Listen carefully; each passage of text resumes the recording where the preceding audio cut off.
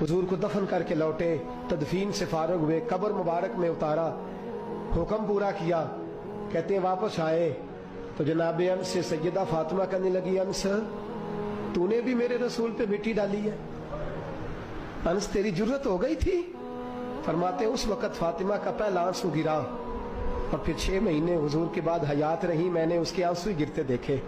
लोग सो जाते, वो हुजूर के रोज़े पे जाके बैठ जाती। कहते मैं समझाता बहलाता, लेकिन फातिमा कहती अली सब्र अपनी जगह, कर्म अपनी जगह। और मैं तुझे क्या बताऊं, बहन भाई पहले सारे चले गए, वालदा पहले छोड़ गई, अब हुजूर अलैहिस्सलातु सलाम ने भी पर्दा डाल लिया है, मुझे चार और जानिब कुछ दिखाई नहीं देता। कहते 6वां महीना था हुजूर के विसाल को। एक दिन मुस्कुराती हुई फातिमा घर आई रोजे से रात को बच्चों के साथ, तो शेर खुदा कहने लगे, मैंने कहा फातिमा बड़े दिनों के बाद मुस्कुराते देखा, क्या बात है? तो कहने लगी अली आज मेरी आंख लग गई थी, मुझे हुजूर ख्वाब में मिले हैं, तो मुझे हुजूर ने कहा तू रोती क्यों है? तो मैंने कहा महबूबा मेरा दिल नहीं लगता। तो फरमाया बेटी तैयारी कर, तू मेरे पास आने वाली है। हजरत अली फरमाते बस फातिमा बीमार हुई, चंद दिन गुजरे तो मुझे बुलाया और कहने लगे अली वक्त जाने का आ गया है, ये अली के घर की है इज्जत अली से सुनते, नबी के घर की है इज्जत नबी से सुनते। वो जिसने मुअज़्ज़ज़ किया घराने को, हुसैन पाल के जिसने दिया जमाने को, जाने का वक्त आ गया है अली। पहली बात तो यह है कि हुजूर की नवासी जनाब उमामा से शादी कर लेना, वो हुजूर को बड़ी प्यारी है।